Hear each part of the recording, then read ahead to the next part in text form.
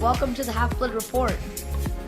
Here we dive deep into recent Demigod news, upcoming Presents books, questions only Zeus knows the answer to, and all other things Riordan. I'm Samuel, your co-host. And I'm Diego, your other co-host. So we haven't really gotten around to recording a podcast for I think a couple of months now, right? Yeah, we've been pretty off track. Yeah, sorry about that, to the 5 people who listen to us.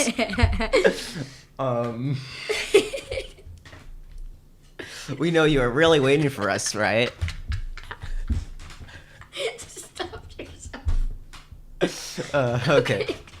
We'll cut that part out. So Diego, no, we won't. Diego's dying here, so I'm just gonna move on. Let's jump into the Demigod news. All right, this week we chose not to have an oracle. Oh, can I just cut you there? Okay.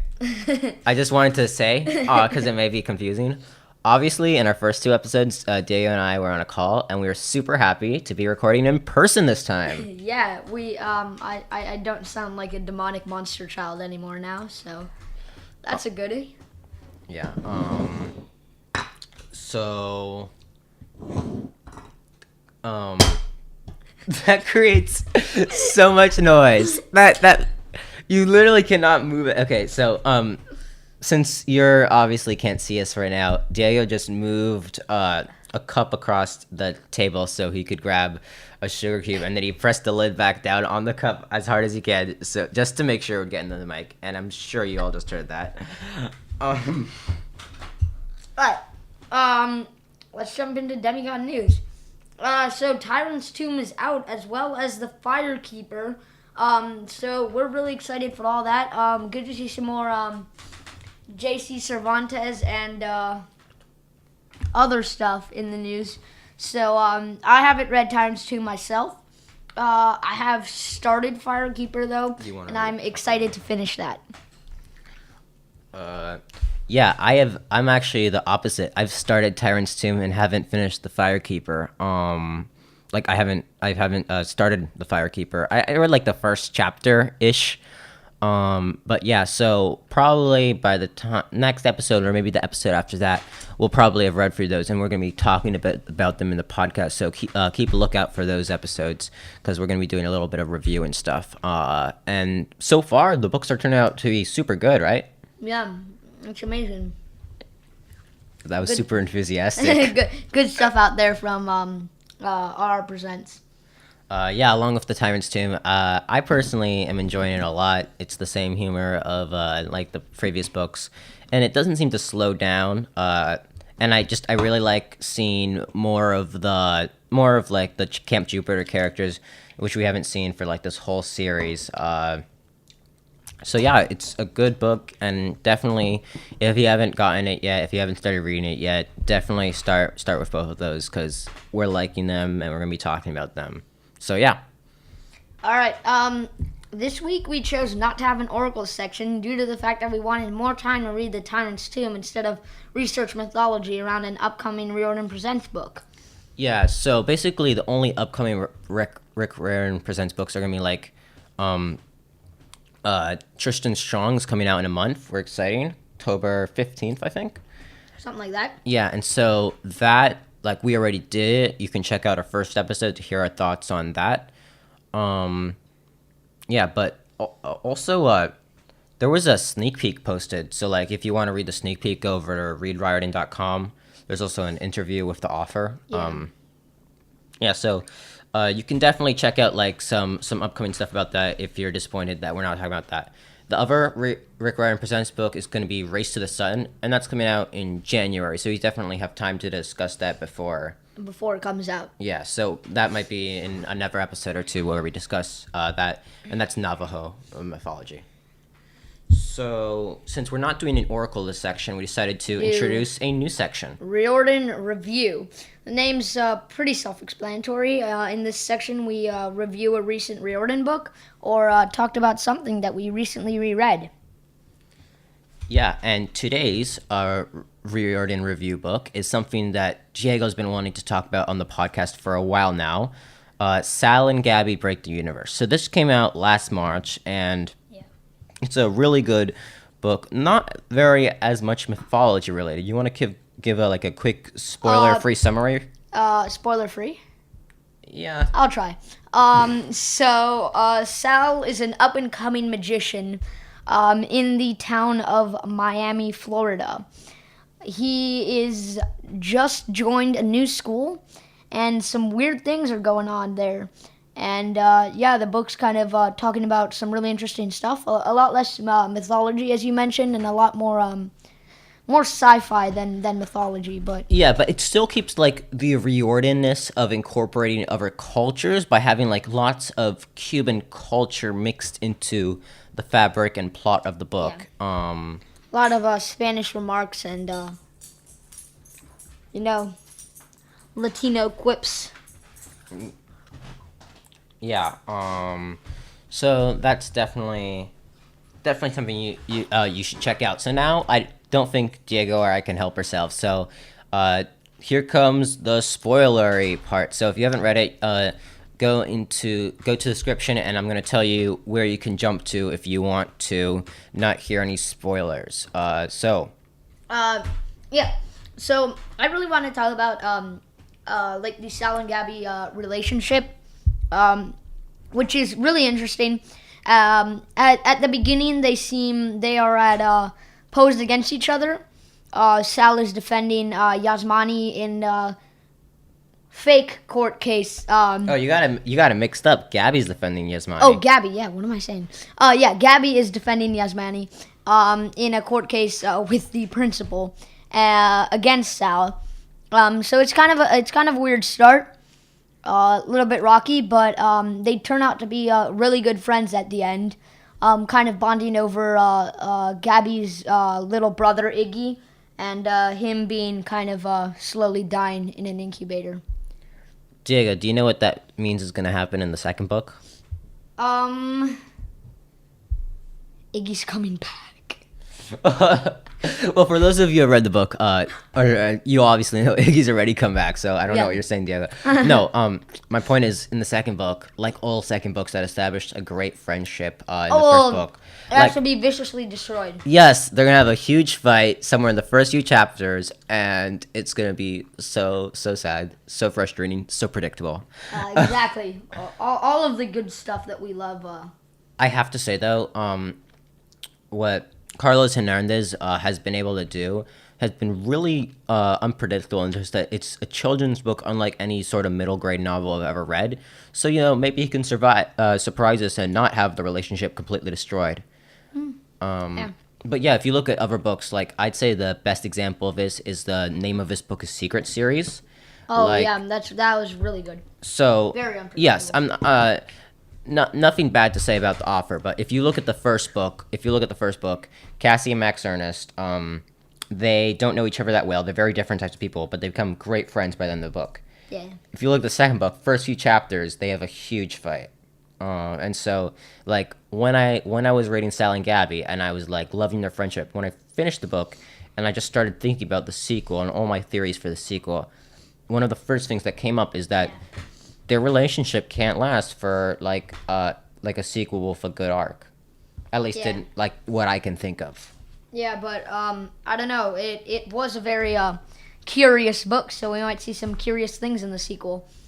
One thing that we were also discussing was kind of Sal's easy forgiveness of Yasmani, which we found kind of strange, as in it didn't really fit Sal's character to forgive Yasmani as easily, at least without any magic tricks involved in it.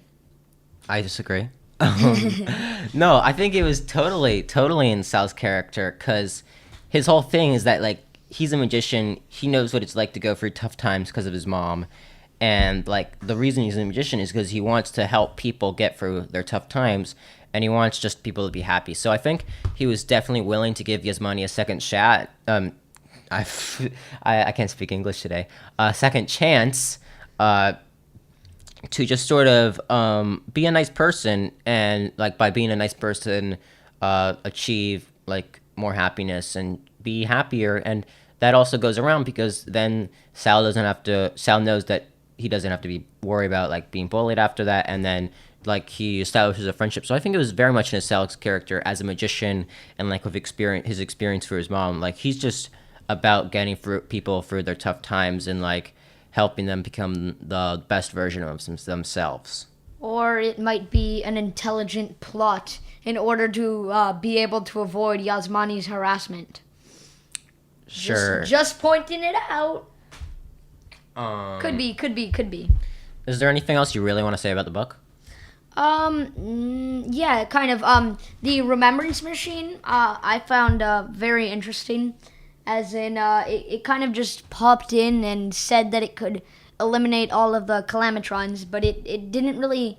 I didn't really see the point in it. It kind of came in for a little bit and then came out, but didn't really have a big like role in the story. And I found it really interesting to mention something so complicated but not explain anything technical about it. Just kind of point out that it's there and it does something that we don't actually know what it does.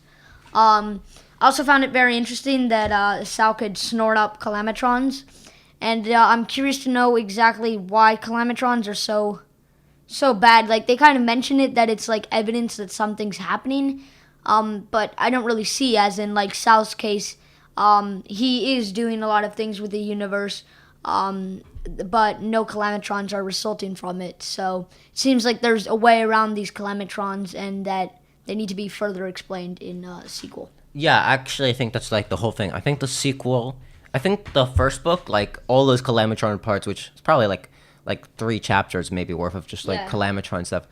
I think that is going to be a huge plot impact on the sequel, and I think there's going to be like, it's going to be a huge part of like the sequel and how Sal sorta has to learn how to, as the other Sal does. The other Sal can switch things without quote unquote making a rip. So I think the Calamitrons are going to have a huge impact on the second book, maybe like the whole universe in the second book. And something interesting is the first book doesn't have a lot of breaking of the universe. It has more fixing. But the second book is actually going to be called Fixing the Universe. So I theorize we're going to see a lot more breaking of it. Yes. Kind of an interesting title to give. I'm not sure if this means that it's only a 2-part series due to the fact that they used up fixing and breaking so early. But maybe, I don't know. We'll see. Yeah, the third book is gonna be called like Fixing and Breaking the Universe. Yeah. Something along those like lines. taping it back together. Yeah. Third one's gonna be super glue. Fourth one, we might see the use of staples. Yeah. Maybe some duct tape if we're lucky. He has a lot of options for names, and Yes. Yeah, depends how long he wants the series to be. Carlos Hernandez, if you're gonna use any of our titles, just call us about the copyright and everything. Yeah, wouldn't be too bothered making a couple extra bucks on a great title. Mm-hmm. All right, it's time to Odin and Athena. So, as we have said, in this section we propose a question related to Riordan to contemplate. What's this week's question, Sam? Okay, so Diego, I'm listening. recently in school we started a mythology unit, which was so boring. It's like I've been reading Rick Riordan books as long as I can remember, and now I have to learn about mythology. But we sort of covered the myth of Persephone, and so for those of you who don't entirely remember, Persephone, Demeter is Hades steals Persephone, who's Demeter's daughter. Then Demeter, as the goddess of the crop, she basically says, okay, plants can't grow until Demeter comes back. Hades gives Demeter, and then Hades like, okay, Demeter can go, but before she leaves, Hades tricks Persephone into eating a pomegranate, meaning she has to stay half the year in the underworld. And so while Persephone is away, all the plants die, and that's winter. And while Persephone is here, up here instead of down in the underworld, Demeter lets all the life grow, and she she's sort of like that's when the harvest time is. So, Jago, I have a question for you. Yes. So, when a god does their thing, right? When Hades like takes care of the undead, when Zeus throws out his lightning bolts, when Poseidon does his like waves in the water, is that work for a god? Is that god doing their job? Like, is that when a god does their job, or is that just a god being a god? I don't know, because for Demeter, it's as you've said, it's more of a reaction, kind of an outraged cry at the world. But it really does seem that it could be like, Because my understanding originally was like a god is working working when like everything is going well in their universe. So the fact that Demeter would work while her daughter was home and like wouldn't while her daughter was away didn't make sense to me, because like you'd think she'd like work like when her daughter was away and then take a break to hang out with her daughter when her daughter was back, like it might not be like work. It might just be like a reflection of the god's feelings and or emotions. Like when Zeus is angry, as we've heard many times in the Percy Jackson books that Camp Half-Blood, whenever he made a remark that could have insulted Zeus, the thunder kind of rumbled in the sky. So it might just be an expression of the god's current state of emotion. it might be, but it might be the god like physically reacting, like doing something against it. Like in the myths, if someone's in the sky and Zeus doesn't want them to be in the sky, he doesn't like just like get angry at them and then they like fly out of the sky. He picks up one of his lightning bolts and he throws it at them, right? So, like, and so that goes back, like, if my grandparents come to visit, right? Yeah. My parents are more likely to take time off from their work when my grandparents are around than they are going to if my grandparents are gone, right? Yes. So, I mean, it's kind of different because my parents are obviously mortals. You're saying that it seems counterintuitive for Demeter to be working when her daughter is there as opposed to working when her daughter isn't there. Yeah, it depends on whether or not plants growing is Demeter working or Demeter being happy. So I don't know. It probably is like a god by god basis, myth by myth basis, like even power by power basis. Like you said, thunder rumbles when Zeus is mad, but like lightning doesn't strike when Zeus is mad. Yeah, lightning only strikes when he physically throws it. So I don't know. I just thought it was an interesting question because the way I had always thought about it was that was a god doing something, but now I think it's, I guess, a bit of both. Yeah. So you have anything else to say about that question, or do you have? Oh no, yeah. In the first book, we saw that Zeus and Poseidon were kind of angry, and at each other for the lightning bolt, and we saw that the weather was kind of becoming more erratic, and the waves and the sea was kind of getting angry. So maybe things like waves and anger is more emotional, but things like tidal waves and islands being sunk is more of a physical thing that's actually going on.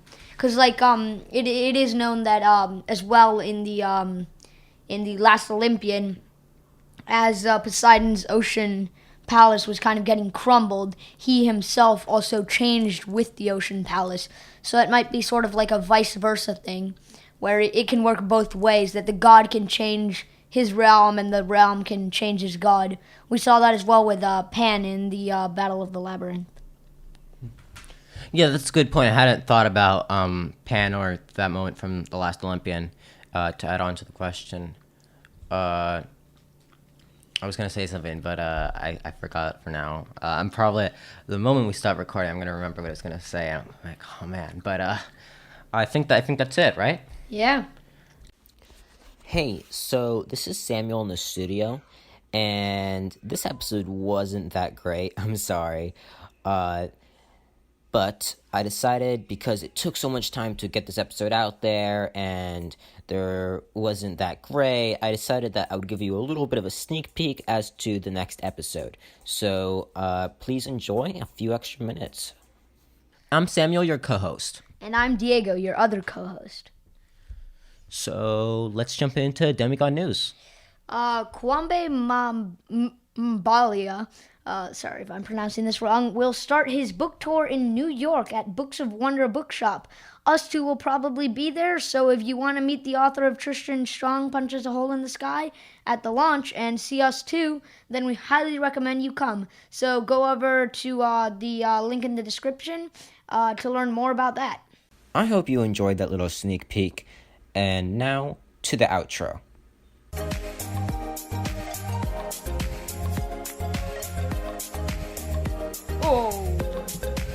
And that's it for this episode of the Half-Blood Report. Diego, where can I find this podcast? You can contact us with compliments, questions, or corrections at thehalfbloodreport@gmail.com.